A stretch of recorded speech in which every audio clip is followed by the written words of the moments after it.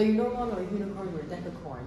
Mm. And I'm very curious to see what role did customer experience play in your success, kind of in comparison to all of those thousands of competitors that you have? Well, I mean, we have multiple competitors in different ways. A little bit what I tried to explain before, it's hard to put Klarna in a box.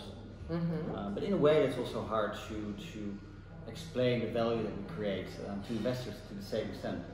But having said that, I think what always set Klarna apart, especially looking at the early days, where you would have multiple suppliers of Scout online. But what really made us different is we always thought on it from the consumer perspective. While many of the others, we were always a technology e-commerce company. Well, many of the others came through from an incasso background. So it's a very different way of looking at things. They would build products from a merchant perspective instead of from a consumer perspective.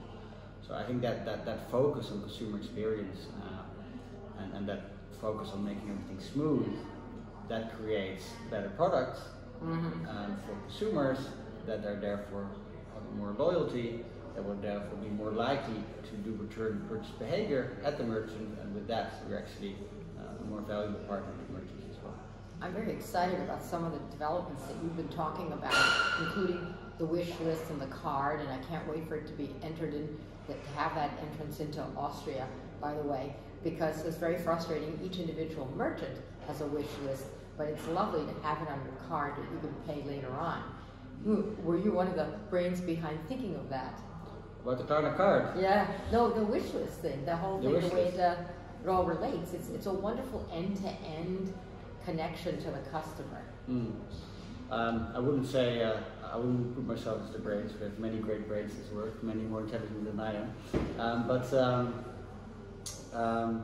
Yeah, it really bridges that gap, right? We really looked at what do consumers want and how do they want to experience their shopping journey, and what are the gaps that currently exist, and how can we bring it together? And from that sort of brainstorm that we continuously do, that's how we create our product. It was a great thing, and especially because you put up on the recent presentation that 90% of purchases are still in store. And how has COVID affected your business? Are you one of the winners in Europe? Or did you have any challenges? Because yesterday I found out that our major telecom provider here had a several hour disruption and didn't report it. And these are the kinds of things that for an online business and for this kind of service could be really inhibiting. So did you have any lessons from COVID that you might find that going forward are really valuable? So, I mean, COVID period was a challenge for everyone, and we also didn't know what to expect. But I think what you see is some inherent processes that are just going on in society, where there is a shift from offline to online, and in online from desktop to mobile, and then on mobile from browser to app. So these are just patterns that are happening, and this is a shift that is happening. Really and the same goes offline.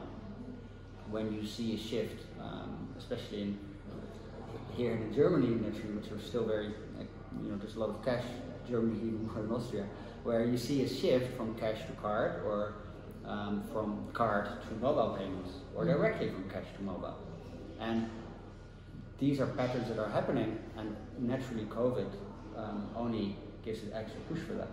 So what we've seen is record growth numbers, helped by COVID, because people shop more online. Yes. And when shopping offline, they use the Klarna card more, and they use things like Google Pay, Apple Pay, etc. more, which is also funded by the Klarna card. So. Oh, that's great. Right now, today, I think they announced that Samsung is entering their own payment scheme now too. So it'll be quite interesting. Where do you see the differences geographically? You said that Germany, Austria are still very cash oriented, but you've had a lot of experience in other countries too, like Benelux and France and Italy, and you're probably sitting in global meetings discussing how you can take this to the next stage. You're now entering the US. Mm-hmm. Where are the differences in customer behavior? Is there, for example, ethically less risk in some countries than in others? And we're talking about individual behavior, obviously now not as a corporate risk thing, yeah? Mm. Well, that's, I mean, I'm a bit of a, having been in the industry so long, a bit of a payments nerd, and that's actually what makes payments, which seems very boring for outsiders, interesting, because of the massive differences per country, which is linked to cultural differences, but also how societies have developed, how many banks there are, how banks have decided to try and scheme their own solution versus the outsiders, how governments think about to be involved, yes or no. So the differences between countries are vast, and that makes it interesting. Sweden, as an example, which is of course where Klarna is from and where I always spend lots of time traveling back and forth. I haven't seen a Swedish kroner in years. Mm. It's completely cash based. Even a beggar on the street would give you a chance to pay by mobile. And that is just a complete difference from where I live today in Berlin, where many shops and restaurants are cash only. Yes. So yeah, those differences are vast, but in every place there's still that trend, and I think that's just a very logical trend where everything is going towards. So in that sense, I mean, I think cards, very card-heavy countries like the UK, like the US, like some Southern European countries where this shift will be different. Mm-hmm. But I don't see why not for the non-card heavy countries, why there won't be a shift from cash directly to mobile. Yeah, that sounds logical in a sense. Are you active in regions globally? Like, for example, Africa would be a natural evolution of skipping that step, It is being skipped there. Same in India. Yeah, and a large market. And in terms of, yesterday there was a very interesting point being made by Raiffeisen Bank. What they said was, years ago, when we weren't so agile, when we saw the competition, like Revolut in Poland had come up with some new developments, we would panic, we'd have lots of business meetings, etc. And now, we just simply add our own apps and catch up. It's not a threat to us. We're very resilient and agile. How will Klarna attack the US market? Because that's such a different market in terms of good news and bad news, one language, very open to using cards, but very debt averse. So whereas here we have a little bit more forgiveness on overdrafts, So where do you see that? Will you have the same kind of adjustment to kind of push through the other players? Well, what we're doing in the US and what we also done in the UK is we created a completely new payment category.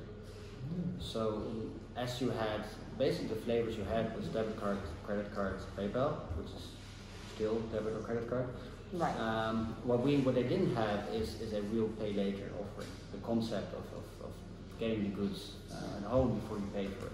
Yeah. And of course, in countries like Austria and Germany, where you had a big post-order background, people were used to that. That's why Rechnungsgeld has such a preference here. But we basically took that concept to these markets, and we've been applauded by being a great innovator. But it's actually a traditional concept in many sense. So in the US, how we're doing that is though on a card-based way. So you pay installments over card.